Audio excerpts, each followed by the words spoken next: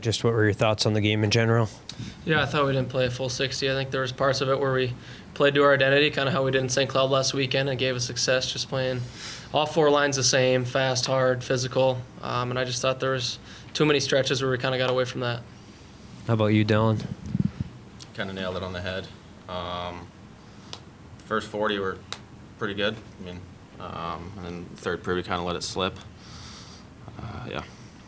You guys have been really good on the road this year. How do you bring some of that success here? Is there anything you can point to that you guys have done better on the road than at home? I think it's just preparing the same way. I mean, I think with the fans and the great community we have here, we should play harder here. I mean, it's once in a lifetime opportunity playing at a place like this, and we got to channel that, and we're going to do that tomorrow. What was the third period like, Dylan? Yeah, I didn't think we played that great. I thought our 6-on-5 was good. We responded there, which showed our resilience. But I think it was just too many neutral zone turnovers and odd mans for them. So we got to clean that up tomorrow. Yeah, how do you think you lower the goals against tomorrow? I think just coming through the middle, just stops and starts, playing hard, getting shot lanes, just all the stuff we know what to do. Our coaches give us a great game plan every week. They work their butt off every week to give us the game plan to win, and we just got to go execute that.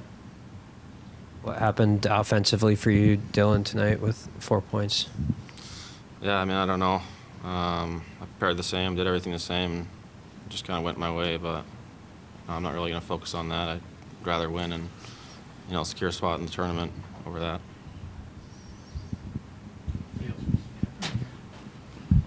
Dylan, for you, what's the most frustrating part of just struggling at home this season for you?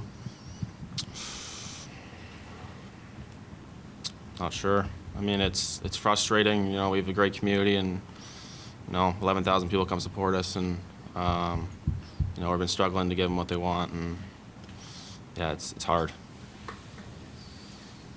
You guys got 9 games left before the playoffs. What do you got to do to turn the ship around and get in the playoffs? Yeah, we just got to treat every game like it's a must-win. We got the guys to do it, and I know that, and we all know that in the locker room, and we've shown that as well. So we just got to go do it. We've said it enough. We just got to go execute.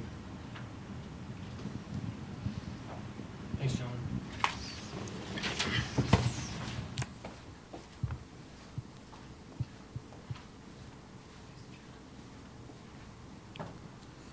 Just your thoughts on the game in general? Yeah, I thought we started the right way. We responded after they got a goal. We got the next two, and we had a bad line change in the second period, right at the end of the second, and they got outnumbered rush to capitalize to even it up, and then the game's on the line in the third period, and we didn't play to our identity, just like they said. And I just want to follow up and answer the question you asked Dylan James on what gives him success, or what did he do tonight to give him 2 goals and 2 assists. Play North Dakota hockey. Like, you need more guys to do that. When Dylan James goes out and wins every puck race and every puck battle and retrieves a puck, when you have your whole team doing that, you're going to have a lot of success. And there's a reason why that young man to the right of me tonight is doing it consistently game in and game out. It's because he's doing the right things, and he's investing in himself every single day. How do you get more guys on that same line of play? There's different ways. Calling some guys out, by themselves in front of the team, ice time. There's a lot of different things that have to go on, and I think there's, and again, it's not finger pointing. It's getting all hands on deck on trying to win a game. And when a guy like Dylan James can do that consistently every game, there's no reason why everybody can't. And again, like I said, we're in this together. Tomorrow we're going to come back, and we're going to have a concerted effort to put 60 minutes together. But it takes everybody to pull the rope here and play the best that they possibly can within their skill set. CC didn't have a lot going in the second. Is that where you want a third forward to be higher up on that? Yeah, 100%. And, we've done a better job of that, of pressuring plays in the offensive zone with a third man up high. And, if you get caught in between, or if you get caught kind of, we always say diving in as the third player, you got to be in a situation where you can surf over top and help your defenseman to have 3 back while you let the other 2 guys, hunt pucks and separate plays. And you know what? The goal we scored just before that happened, Cam Berg, he finishes a check. Our third guy was above, and which was Ben Strinden. He ends up getting the puck, being a good F3, goes down the wall, gives it to Berg, and then Dylan James taps it on the far side. Textbook play, but again, you have to be predictable, and you have to do it time and time again. And just the one time that we dive into a pile and have a bad line change, it's in the back of our net. You got to do it over and over again to do the right things to win games. How much did face-offs hurt, especially on the PK? Huge. I just looked here. Noah Lab is 13-3. I think it's one of those things, and obviously he takes draws on the power play.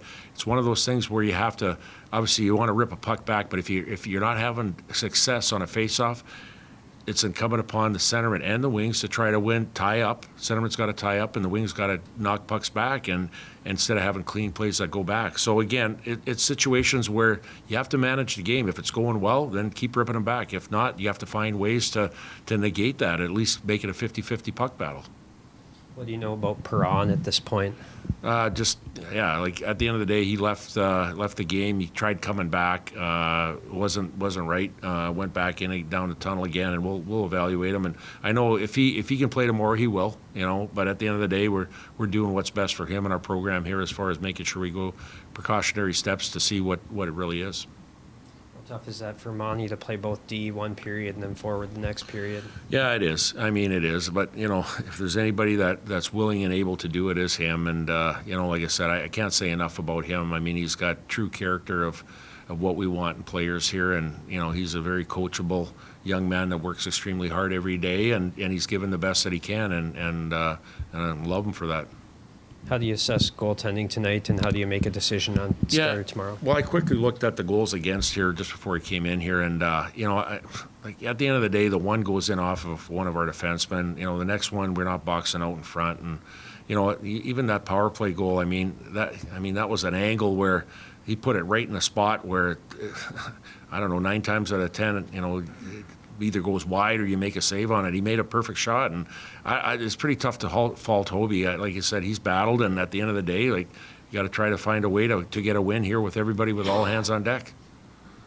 Just how do you replicate your road success here at home? Is there anything you want to see differently here? Yeah, I just think, at the end of the day, our fans are awesome. At the end of the day, they just said it here. We feel bad that, we haven't rewarded them in the last couple weekends here at home. But, it's got to be that road mentality. And I think when you go on the road, you simplify your game a little bit, where you are more predictable, and you have to make sure that you do the right things time and time again. And sometimes at home, maybe some guys feel they got to handle a puck extra second or two, or make an extra play when maybe they should put a puck in. So I think just simplifying the game and being a little bit harder in a lot of different areas with everybody.